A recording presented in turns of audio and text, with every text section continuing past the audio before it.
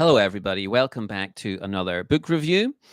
And let's just get started. So imagine flushing your toilet and hearing a voice whisper "mother" from the bowl, then realizing that what you've thrown away has started to become your doppelganger. That's the kind of horror that Bora Chung writes. Horror about the systems that we can't escape: waste, patriarchy, capitalism, and family. So, hello everyone, I'm Barry Welsh. This is Soul Book Club, where I usually review Korean literature. If you like fiction that's weird and uncanny and disturbing, then please hit the subscribe button.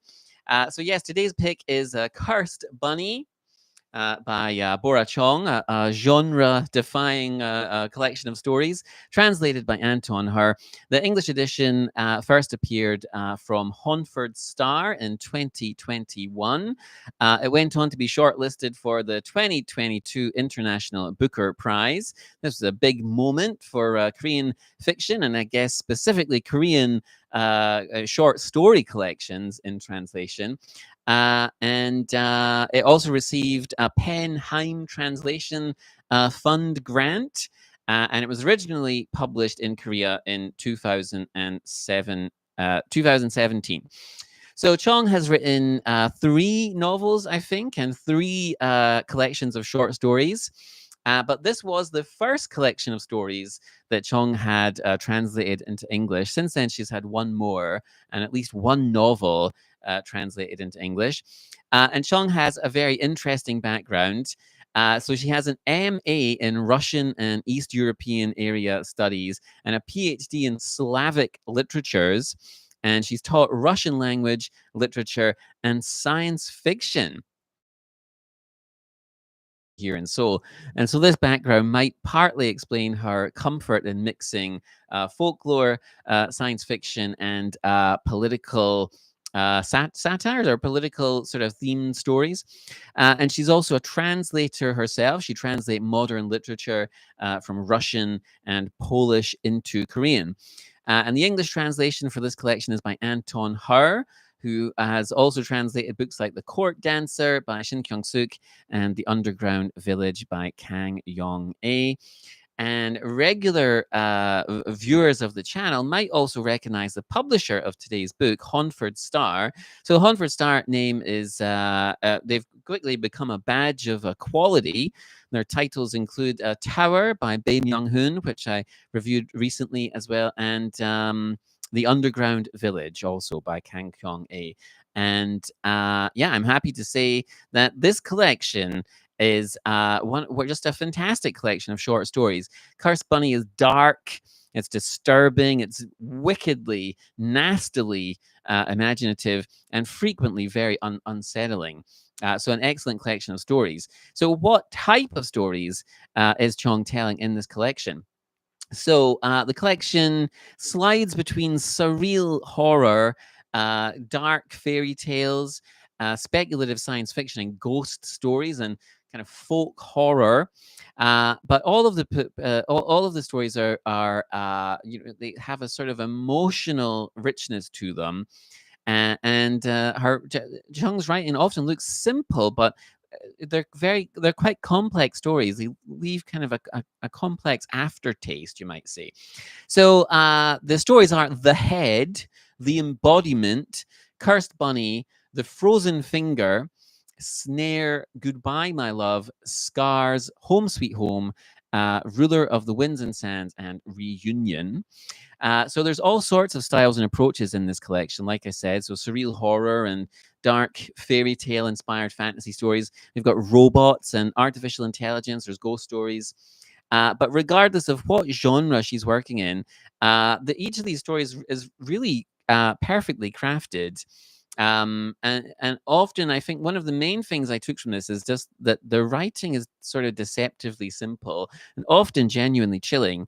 And she's also very good at just quickly drawing you into the world of each story. So, for example, the first story, The Head, introduces an absurd and horrific concept. So there's a young woman, and as she goes to flush the toilet one day, she notices a head in the toilet bowl that speaks to her and says, "Mother."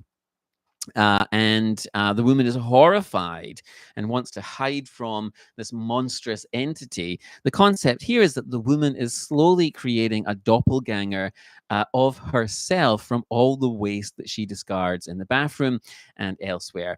And it hinges on this idea, or at least in one reading. This was the first reading that came to me, but there are other sort of more feminist readings and so on.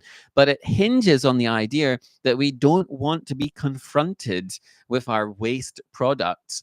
We've designed society so that our waste is taken out of sight, so that we don't have to think about it. But of course, we know that it is out there somewhere, causing problems for the environment. And it's surreal, it's disgusting, it's horrific, it's absurd. And it starts with this toilet bowl voice and becomes a metaphor for the things we try to dispose of, whether they're personal or social or ecological, and they're returning to claim us. I once heard Slavoj Zizek talking about Europeans, the European bathroom. And he sort of talked about this idea too, that we don't want to have to deal with the waste. We want the waste to just be taken away and for it to be dealt with somewhere else. Anyway, the title story, Curse Bunny, is a vicious, nasty fable about revenge, wealth, and corruption. So you have a cursed cursed rabbit lamb, sorry, can't speak, and that methodically destroys a family that ruined a rival family. So these two families, they run alcohol businesses, like traditional Korean alcohol businesses. And one family bankrupts the other through very sort of underhanded, deceitful methods. And a friend of the bankrupt family despairs at their treatment and creates this cursed bunny lamp and delivers it to the now successful family. Chong then traces just the awful downfall of the wealthy, exploitative family as this curse just destroys their lives from the inside, in a truly heartless and cruel sequence of events. Very satisfyingly evil story about pride, about corruption, about wealth acquisition, the desire for wealth, and I'm sure much more as well. The embodiment is a sort of a dystopian, a clinical dystopian nightmare. So there's a woman who is pregnant. She is not in a relationship, and she's told to find, she has to find a father for her pregnancy, or she will face severe consequences. And so this story is a sort of a sharp satire about the reproductive policy and the policing of women's bodies. And also, like I mentioned, there is a kind of a fairy tale influence, maybe a Slavic fairy tale influence on some of these stories. So how does Chong draw on fairy tales? So there's two stories in particular, at least to me, there's two stories in particular, maybe a third one, that seem to draw on these fairy tales and folk horror myths, maybe the Eastern European folk horror myths. And these are Snare and Scars, both incredible stories. And again, very nasty, cruel, and vicious stories. Very imaginative, but with lots of extremely disturbing ideas and situations. So, Snare is a parable like story about greed and the lengths that someone will go to maintain their wealth and to grow their wealth. So, a trapper hunter encounters a trapped fox. And the fox bleeds gold. And so the trapper keeps the fox alive so that he can keep extracting blood and therefore also gold from it. Very dark story. Scars, if anything, maybe even darker. This is about a young boy whose only awareness of reality is that he is imprisoned in a cave where he is tormented and tortured in the most brutal fashion by a strange but monstrous beast or animal of some kind. He doesn't know how he came to be in this situation. He doesn't know why he's there, and the story unravels in some very unexpected directions. But it is, again, just an extremely bleak condemnation of human nature that questions the value of an individual's life. Like, is it worth sacrificing one individual to if that keeps the rest of community or society safe? Reminds me of that story. Is it Ursula Le Guin? And there's a story, I don't, maybe it is her, and there's this perfect utopian society, but there's this room where there's one child that lives in suffering, and the people in the rest of the society know that child is there, but for the rest of the society to be perfect, this one child has to live in permanent suffering. The story's kind of like that. Anyway, so it's a very successful collection, and obviously at the time, people raved about this collection, and so there's lots of high concept ideas with real human stakes, and even in the strangest stories, the fears that Bora Chung is writing about are very recognizably our fears, human fears about bodily autonomy, like I said, wealth acquisition, class anxiety, and environmental dread. And Honford Star, I think someone wrote in the blurb that it's about the very real horrors and cruelties of patriarchy and capitalism. Also, like I said, she has a very clean style, but there's something about her style that lets these nightmarish situations just kind of breathe and come to life. And there's like the story. There is a range of different types of stories here, but it all sort of fits together very well. They seem very much of a piece with one another. Whether it's about curses or technology or folk horror. There's a sort of a moral dimension, or that they all seem to hang together very well.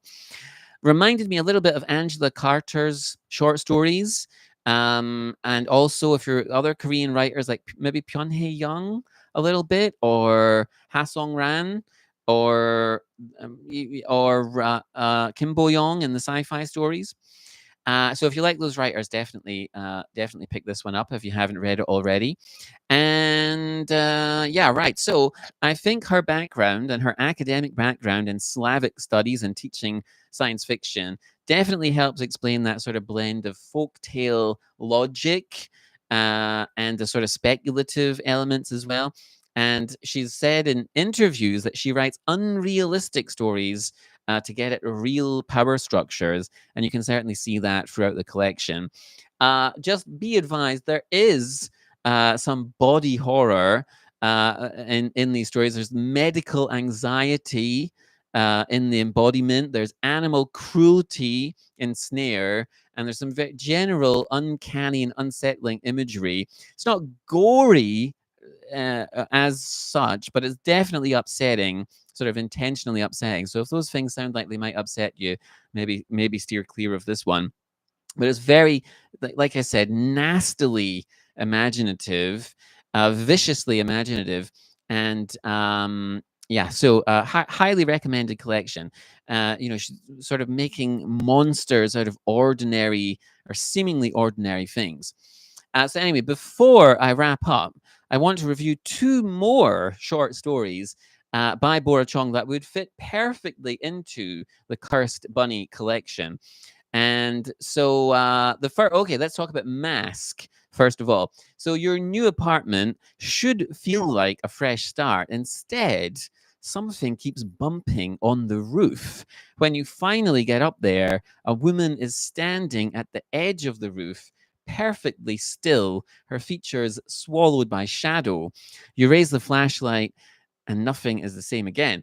So this story, Mask, also translated by Anton Hur, was published in a collection called the Valancourt Book of World Horror Stories, Volume 2. It's just as good as the stories in Cursed Bunny. It could absolutely fit into that collection. It's a clever, unsettling ghost story with some very disturbing imagery, which is open to interpretation. There's at least a couple of ways that we could interpret it. So it's another Bora Chung ghost story. So just like the stories, the ghost stories in Cursed Bunny. So what's the setup here? So there's a young or young-ish married couple. They're not wealthy. They rent a sort of a unit in a sort of multi-household building, and they live on the top floor. And this is the 5th floor of the building. And they are increasingly disturbed by strange noises coming from the roof. So they try to investigate by asking the neighbors and the landlord, but no one can seem to explain what the noise is. So eventually, the husband manages to access the roof, and it initially seems like there is nothing up there. Then he notices a figure of a woman on the other side of the roof. So let me quote a little section here. So it was a mystery why he did not think it was strange a woman was standing by herself on the roof of this building. He raised the beam a bit. The woman's outline was a clear black, but her face or other features were obscured. Despite the flashlight, she was pitch black, as if lit from behind, which in itself was strange, but the thought that it was strange did not occur at all in the husband's mind. Perhaps because the woman was that kind of woman. What does this last sentence mean? What kind of woman is this? She comes towards the husband, but then promptly disappears. The rest of the story is concerned with discovering the nature of the woman on the roof and the effect her appearance has on the husband and his family. So in the Cursed Bunny collection, we can see Chong drawing on ghost stories, on folk tales, on folk horror to tell stories about the darker aspects of human nature. So how does she use these conventions in Mask, and is it effective? Is it effective? So absolutely. So yes, this, like I said, this story could just slot in perfectly with the stories in Cursed Bunny, and it shares some similar elements with the Cursed Bunny ghost stories. We have a family destroyed by a curse. We have a person haunted by an otherworldly female figure, and it's a very cruel and heartless tale. There's no compassion in this, well, almost no compassion in this story whatsoever, like many of her stories. And it also lives in this sort of uncanny space that many great ghost stories exist in. So, part of the pleasure of reading fiction like this is simply that feeling of fear, anxiety, and trepidation that it can inspire in the reader. And Chong does that to fantastic effect here. Sorry, hold on. Let me sip my tea. Sorry, I've been talking a lot today. So, Chong uses these conventions of genre to comment on human nature and, of course, human frailty. And Mask suggests a couple of ways that we could interpret it. So, on the one hand, this is a narrative about addiction and how addiction destroys lives and families. The ghostly apparition in Mask is an addiction. It represents an addiction to alcohol or sex or technology, gambling, drugs, whatever. And at one point, Chong mentions this famous experiment conducted on rats that could choose to take heroin and how this destroyed them. So this is a very famous experiment. And so the rats had the choice of, eating food or just consuming heroin, and they just kept hitting the lever for the heroin, and of course died. And anyway, she says it implies that the husband's life is now like the rats in this experiment, and so the story captures the addict's descent, or at least one way of looking at the story is that it captures the addict's descent with very disturbing clarity. There is another way to read the story, however. If we shift our perspective slightly, it becomes a story about the difficulty of a working class family trying to raise their children, and how the financial pressures of modern Korea just grind them down. Of course, these things are connected, addiction and the struggle financial struggle. And again, at one point, Chung writes, and I'll quote a little bit here, they were doomed to a future of moving to continuously smaller homes and working longer and longer hours until their bodies broke down. A future where nothing improved, no matter how hard they struggled. And this new home had turned out to be a trap. Someone had put them in a cage. And Chong seems to suggest that we have all been put in cages. It's a very Chong-like suggestion. We're all just rats in a cage, succumbing to our own addictions. And she seems to ask the reader, what is your addiction? And how is it destroying you? So, like I said, this was originally published in. It was the Korean version was originally published back in 2012.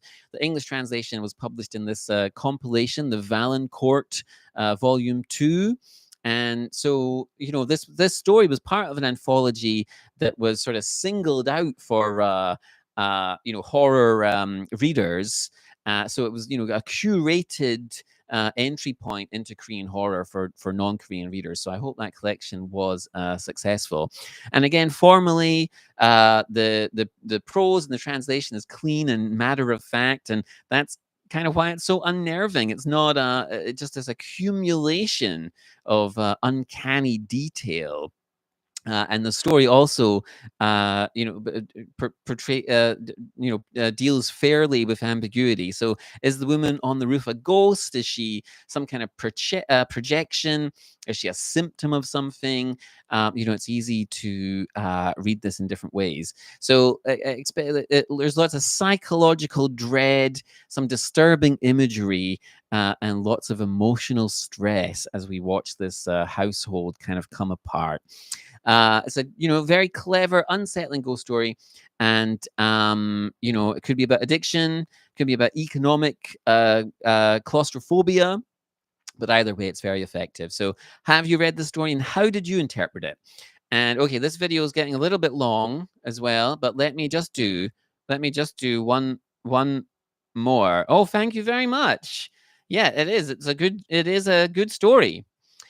Okay, let me just do one more, and then I'm going to wrap up today. Okay, so this is another ghost story. So, and like lots of great ghost stories, it starts in a very ordinary place, and that's a supermarket staff break room.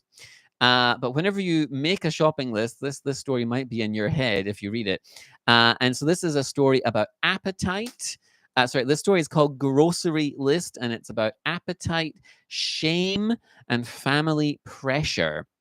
And so this story, if you look at this, right, it's beautiful, right? It's a little chapbook, a tiny little chapbook, right? Little, hold on, I don't want to bang the microphone, but just a beautiful little book, right? And just the one story in this, and this was published as part of a series of chapbooks by Hanuman Editions. I don't know anything else about them, but it's just a beautiful little work of art. Look at that. So it's 11 by 7 centimeters. It has this little beautiful embossed cover that you can see there. And anyway, so this story is an excellent example of how Bora Chung can take a seemingly very simple concept and turn it into a powerful exploration of human nature and society. And it's a horrifying yet captivating story. So, what is the story? So this this is a ghost story that blends reality and the supernatural to explore themes of food, family, and social pressure. So the story unfolds through a second-hand narrator, so someone who's observing this another person going through this experience. So we have a supermarket worker. They're on a cigarette break, and they're listening to a chilling tale told by their co-worker. And she begins with the familiar struggles of a teenage girl developing an eating disorder. And this has been driven by her mother's constant, unceasing nagging about her appearance, and as well by her parents' divorce. But in true Bora Chung style, this story is not as straightforward as it might first appear. So, what starts as a tale of a girl dealing with body image and social expectations soon takes on a supernatural twist. And the twist here involves a Korean agwi. And an agwi is a hungry ghost. And as the reality of the girl's life and this sort of folklore entity blur, Grocery List becomes a powerful exploration of mother daughter relationships, of dysfunctional mother daughter relationships. And again, the sort of controlling or policing of women's bodies and the dark side of appetite. So again, we can see some familiar themes coming through here. And the storytelling here is very cutting, very evocative, and just disturbing, and again, deeply satisfying. So, what is a hungry ghost, and what role do they play in Korean folklore? So, the agwi, these are hungry ghosts, these are restless spirits, and they've been driven insatiable. They're driven by insatiable desire and just this perpetual hunger. They can never be satisfied.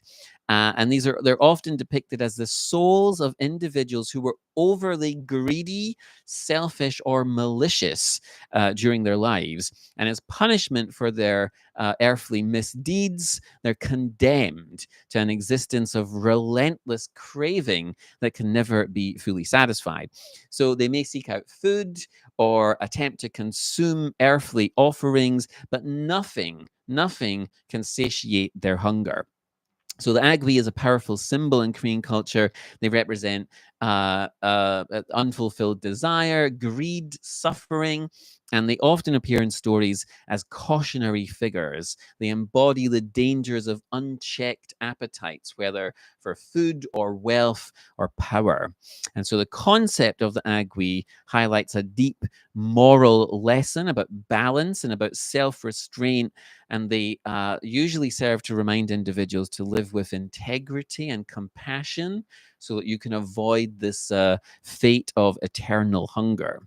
So we often see Bora Chung writing about relationships and about social pressures. How does she use the mother-daughter dynamic in Grocery List? So the mother-daughter relationship here is central to the story's emotional impact. So the protagonist's mother is constantly critical. She's pushing her daughter to fit a particular ideal. This is a common theme and a common trope in Korean popular culture. And this relentless pressure is what drives the daughter toward this eating disorder. And of course, this reflects just the harmful impact of parental expectations on a young person's sense of self-worth. And Chong shows how the mother's concern becomes in reality a form of control. She's policing, she's controlling her daughter's body in ways that blur the line between care and harm. And it's a painfully relatable dynamic, I'm sure, for many readers. And it shows how these close family relationships can very easily become toxic when they're sort of rooted in judgment instead of support. So, Grocery List is incredibly powerful, and it just captures this essence of a haunting episode. It doesn't over explain, but it leaves a very lasting impact. It's almost like a ghost story told around a campfire. So, again, just very concise, evocative language. Draws you in very quickly. All the little details count for something. And just the intensity of the daughter's struggle with these sort of inner and outer ghosts is very compelling. And obviously, it's about real life pressures and anxieties that a lot of people experience. And like the other stories we've talked about today, it will stay with you long after you've finished reading. And what else do I want to say about this? So I think that's it. I think that's enough of me waffling on about Bora Chung. So if you've read this story, did it feel like a? What did you think of the Agwi, or do you have a favorite Bora Chung story? And I think that's it for today. Thanks for watching, and hopefully I'll see you in the next video. And take care. All the best. I'm out of focus now for some reason. I don't know why. Anyway, take care, everybody. Bye bye. Thanks for watching. There's 2 people here this time. Hello. I don't know what to say. How do I communicate? I'm going to say, can I say hello here? Who's D2? Can I see who's watching? Don't think you can. Hello. who are you? why are you watching my videos? Anyway, okay. Okay, well, thank you for watching. Okay, thank you so much. That's very, very nice. Okay, well, anyway, that's been 30 minutes. I've been talking about Bora Chung for 30 minutes. So I'm going to wrap up today, and take care, and hopefully I'll see you sometime again. So bye bye.